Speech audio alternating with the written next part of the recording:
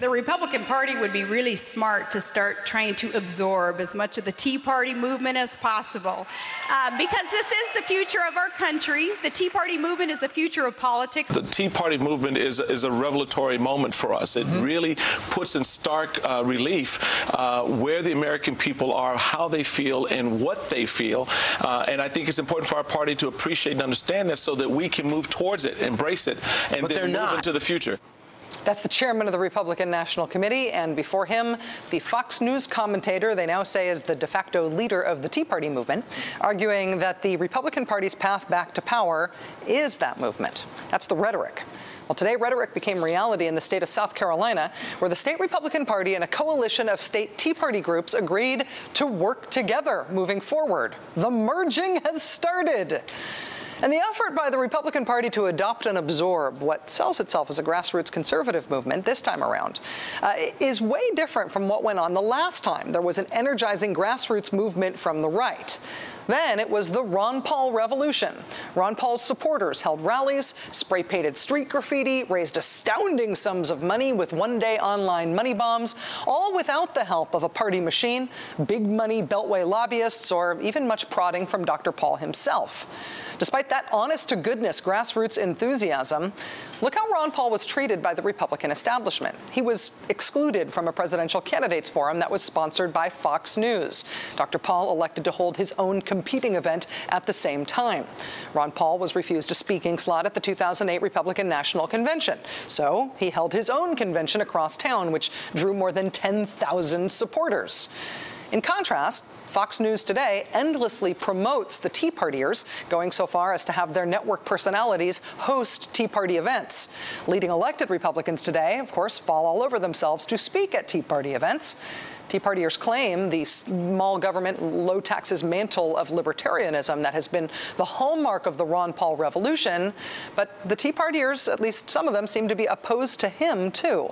As we reported last night, Dr. Paul is facing 3 challengers in his congressional district in Texas, all of whom are in some way aligned with the Tea Party movement. Joining us now is Republican Congressman Dr. Ron Paul. Dr. Paul, it's really nice to have you back on the show. Thank you for your time.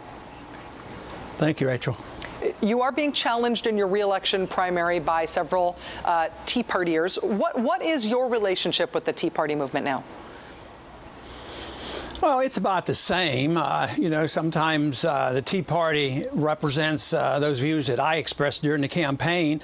The Tea Party type movement, the people who are unhappy with the government, where I go, generally are on the campuses, and we still get large crowds out. But my message is somewhat different. I think the message gets a little bit diluted when a lot of people come in, and the Republican Party wants to make sure that maybe there's a neocon type of influence. But no, what we're doing with the Campaign for Liberty is alive and well, and the young people are responding. But I talk a lot about a different foreign policy. I talk about civil liberties, and I talk about where we ought to cut the budget, and this is what they want to hear. I talk about the war on drugs.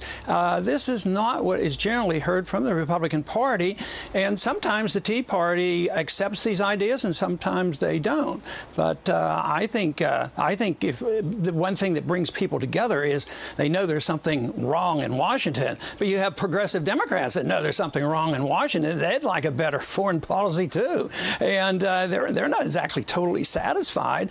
So, but the people are coming together because they're unhappy. They know that debt is outrageous. It's out of control.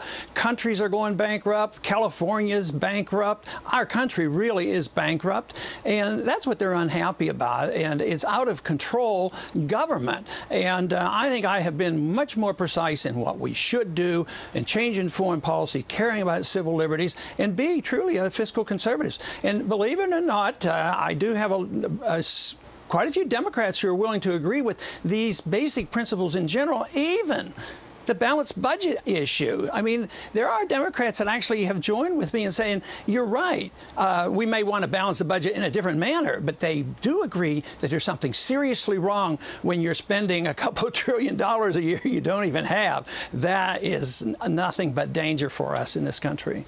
Congressman, I don't want to cause any family rifts in the Paul household, but I know your son Rand Paul is running for Senate, and he in fact made his campaign announcement on this show, which was great for us. We We were honored by that. Now Sarah Palin has sort of emerged as the unofficial leader of the Tea Party movement. She has endorsed your son's run for Senate.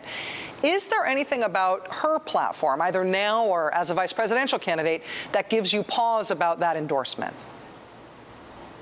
Oh, I guess I could say that about most Republicans, so there probably wouldn't be any different. So yes, there is, but I am in the Republican Party, and I've worked with, with the Republicans, but I work with the Democrats too.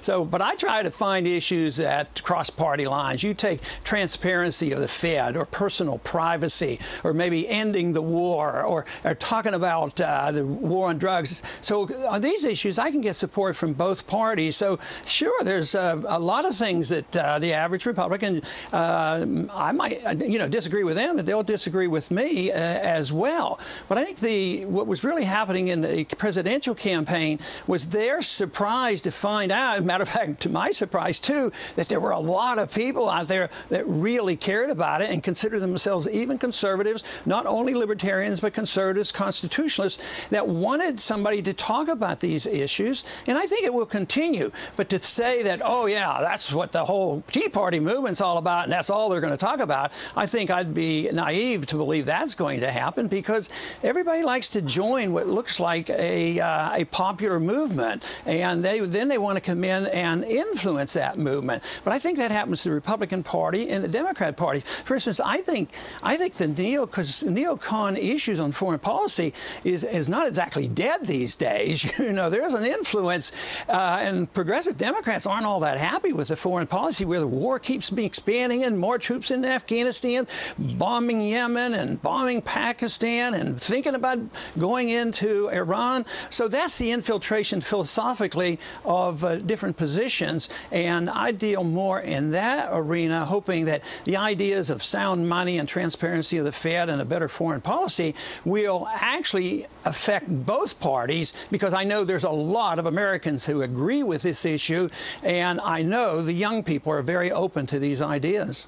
Republican Congressman Ron Paul, who for a long time now has represented a movement that I think really does cross some partisan lines and upset things in a small C conservative way. Thank you very much for your time, sir. We're really glad that you've been able to be with us. Appreciate it. Thank you, Rachel.